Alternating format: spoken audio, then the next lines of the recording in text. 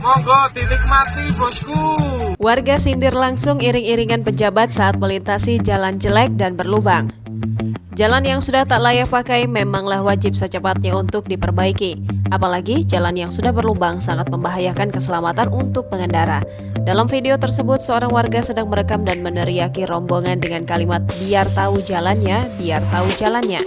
Silahkan dinikmati bosku." Pria tersebut meneriakkan dengan lantang ke arah rombongan mobil pejabat. Dalane enak. Piye dalane? Piye, Pak? Dalane enak, Pak ya? Enak dalane. Tampak dalam video rombongan mobil pejabat itu nampak kesusahan saat melintasi jalan di Lamongan, tepatnya di Dusun Pucangro, Kecamatan Kalitengah, Lamongan. Gus Iwan, anggota Komisi B DPRD Provinsi Jawa Timur mengatakan bahwa jalan itu sudah beberapa tahun yang lalu diusulkan untuk perubahan status ke jalan provinsi, namun fakta sampai hari ini belum ada kejelasan dengan usulan yang disampaikan oleh Pemkab Lamongan. Dalane enak, Pak ya? Enak dalane.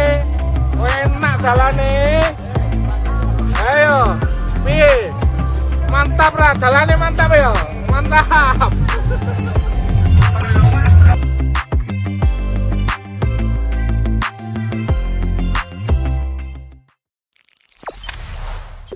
Jangan lupa subscribe, share, komen, dan like ya.